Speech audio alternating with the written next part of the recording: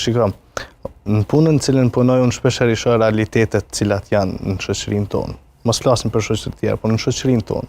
Dhe shpeshher për shembull, të një çift, nëse një burr nuk ka karrierë, nuk ka një punë, ati i humb respekti edhe te gruaja vet.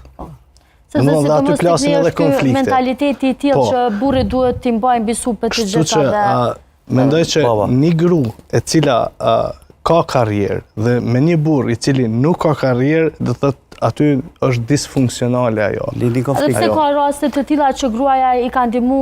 Ka raste gjithmonë, por kjo ka të bëjë edhe me mënyrën se si ndihet burri për veten e tij.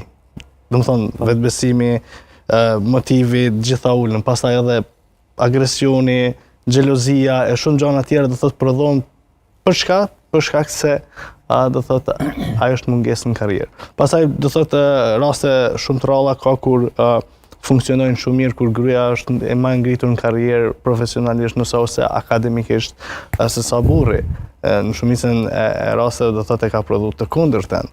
Kështu që për shembull nëse burri e kam të citu këto edhe në një medium tjetër, ishim bashkë me zonin Vasilika dhe ajo pjesë u bë shumë debati, ishte në rrjetet sociale, ku ne citova një autore italiane për një libër, një mendim të saj, ku thot burrat të cilët nuk kanë arrit me ndërtu një karrierë, thot në vitet e mëvonshme, pra vitet e mëvonshme në kuptoj do thot në kohën kur është 50 vjeçar ose 60 vjeçar, do thot e sheh jetën e tij sikur dështim, sikur nuk ka bë asgjë në jetë, sikur s'ka ndërtu asgjë në jetë.